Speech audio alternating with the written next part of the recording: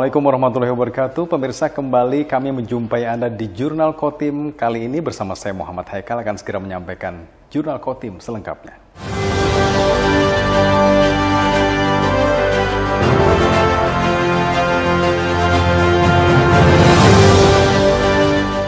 Informasi pertama kita, Dinas Pemberdayaan Perempuan Perlindungan Anak Pengendalian Penduduk dan Keluarga Berencana atau DP3AP2KB Kota Waringin Timur menggelar lomba puisi bagi pelajar sekolah menengah pertama.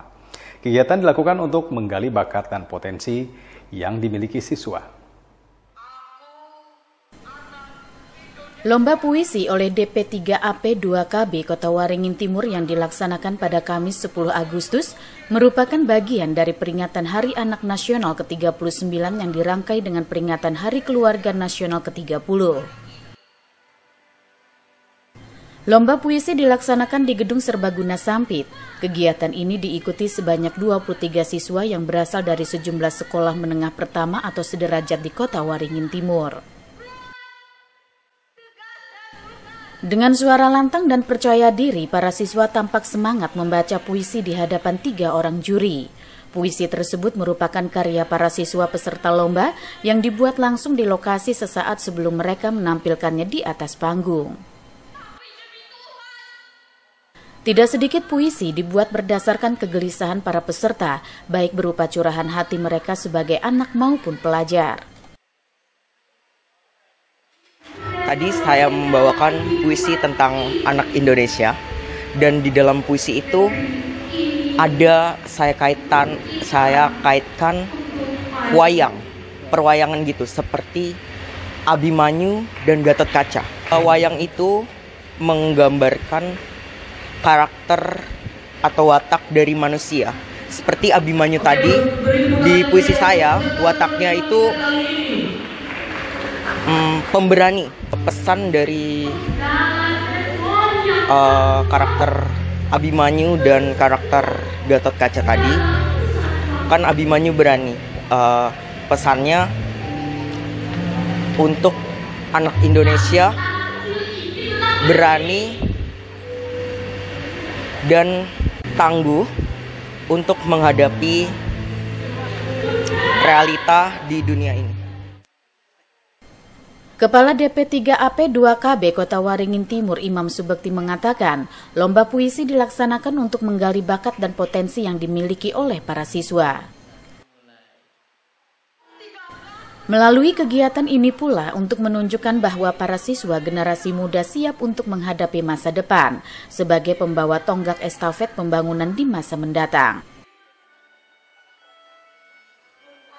Kegiatan kali ini adalah berkaitan dengan Hari Anak Nasional ke-39 di Kabupaten Kota Waringin Timur. Jadi nanti Hari Anak, kita nanti tanggal 12, kita rangkai dengan Hari Keluarga. Kalau hari ini khusus Hari Anak dalam rangka yang pertama adalah lomba teatrikal puisi untuk anak-anak kita SMP atau sanawiyah.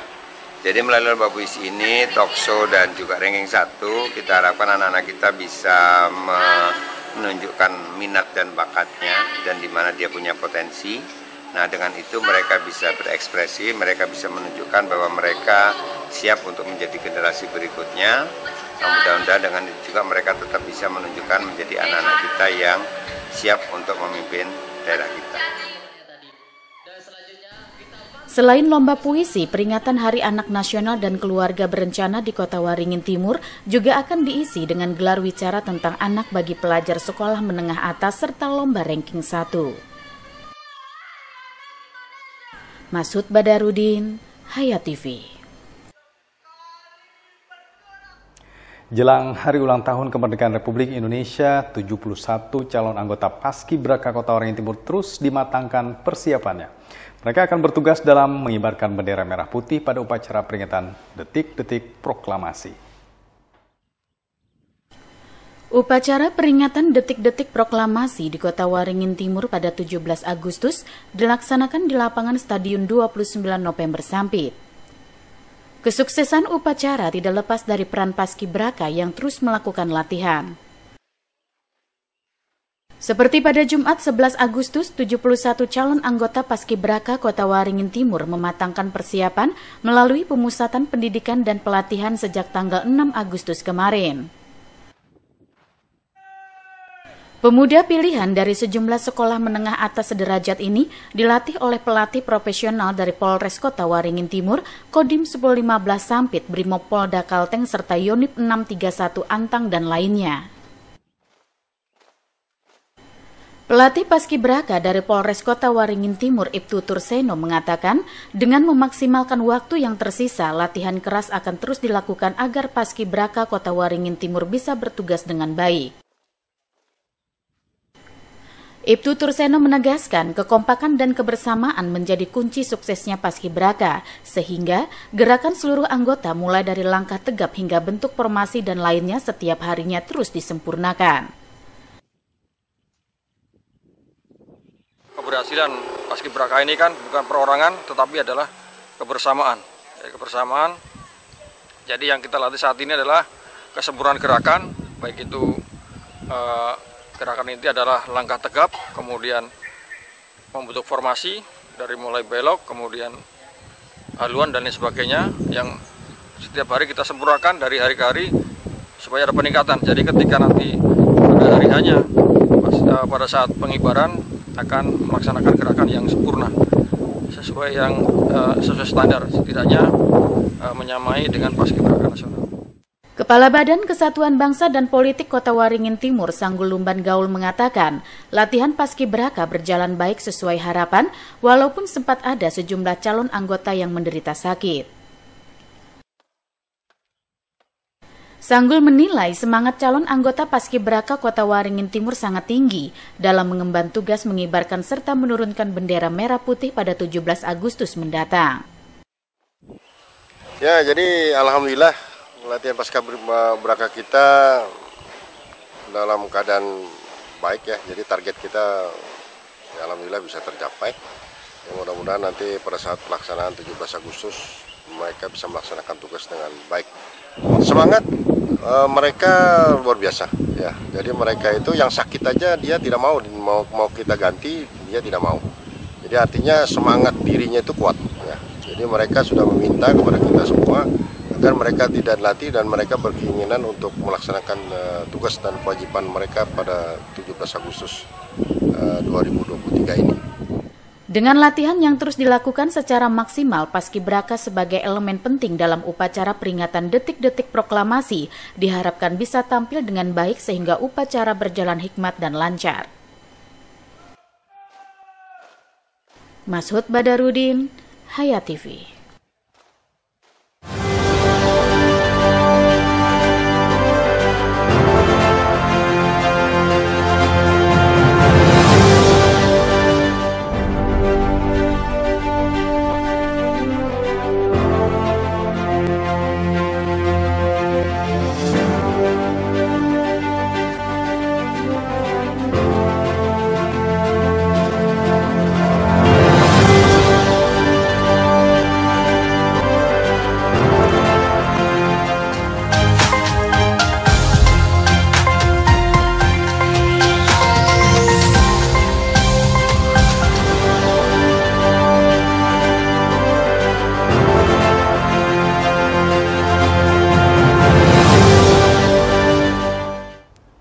Kita ke informasi Kota Waringin Barat. Pemirsa, dalam rangka memberikan pelayanan prima terhadap masyarakat dalam penerbitan SIM Satpas Kota Waringin Barat, penyelenggaraan program praktis yaitu pelatihan, teori, dan praktek gratis sehingga akan memudahkan warga yang akan mengajukan pembuatan SIM.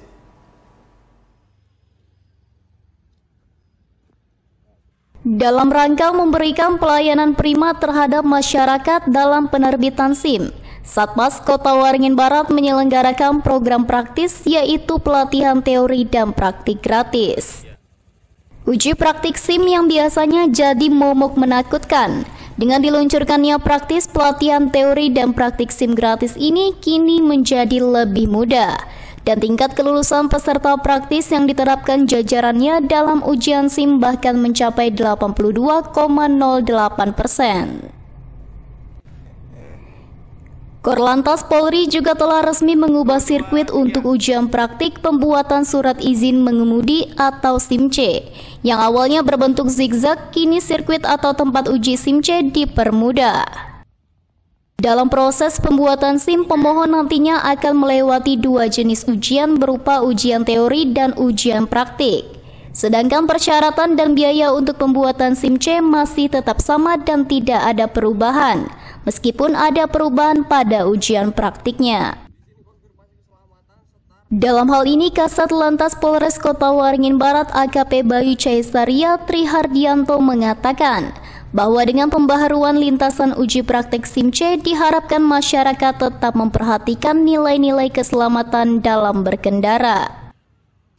Dengan pembaruan lintasan tersebut, diharapkan kepada masyarakat tetap memperhatikan nilai-nilai keselamatan dalam berkendara.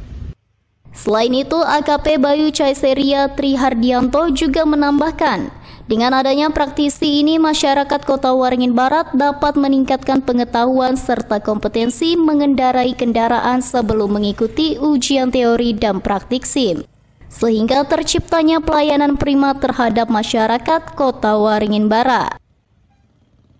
Muhammad Iksan, SBTV. Masih dari Kabupaten Kota Waringin Barat, tim pelatih Paskibraka Kabupaten Kota Waringin Barat melakukan latihan pengambilan bendera merah putih di rumah jabatan Bupati Kota Waringin Barat di Kelurahan Raja, Pangkalan Bun. Latihan yang digelar selama beberapa hari terakhir ini dimulai dari jam 8 waktu Indonesia Barat sampai selesai. Materi pelatihan ini dilaksanakan dengan tujuan agar para pelaksana tugas pengibar bendera pada waktu pelaksanaannya nanti benar-benar siap dan penuh tanggung jawab. Mengingat menjadi petugas Paskibraka bukanlah tugas yang gampang, melainkan para Paskibraka harus tampil dengan baik di depan pejabat daerah Kabupaten Kota Waringin Barat. Selaku pelatih Paskibraka Kota Waringin Barat, Mulyadin mengatakan bahwa setiap tahun anggota Paskibraka Kabupaten Kota Waringin Barat itu, sebelum kenaikan bendera di halaman kantor Bupati Kota Waringin Barat, Paskibraka ada acara pengambilan bendera merah putih terlebih dahulu di rumah jabatan Bupati. Pelaksanaan latihan tim pelatih tidak terlalu memporsir waktu, karena untuk latihan ini tidak terlalu berat, yang mana latihan ini dilakukan hanya setengah hari saja. Karena setiap tahun anggota Paskibraka Kabupaten Waringin Barat itu sebelum penaikan sang merah putih di halaman kantor Bupati Waringin Barat, kita ada acara penyerahan sang merah putih di rumah jabatan Bupati Kota Waringin Barat. Pelaksanaan latihan kami tidak terlalu porsir waktu di rumah jabatan karena untuk latihan ini tidak begitu berat. Kami cuma melaksanakan latihan di rumah jabatan Bupati Waringin Barat setengah hari saja karena gerakannya tidak begitu susah dan anak-anak cepat menangkap dalam gerakan untuk penyerahan sang merah putih di rumah jabatan Bupati Kota Waringin Barat. Selain itu, Mulyadin menambahkan saat ini persiapan Paskibraka Kota Waringin Barat sudah mencapai 60%, di mana pasukan 17, pasukan 8, dan juga pasukan 45 sudah terbentuk. Muhammad Iksan, SBTV. Informasi tadi adalah informasi penutup jumpa kita di Jurnal Kotim edisi weekend kali ini, pemirsa. Saya Muhammad Haikal dan kawan-kawan redaksi yang bertugas menyampaikan terima kasih atas perhatian Anda. Sampai ketemu lagi. Assalamualaikum warahmatullahi wabarakatuh.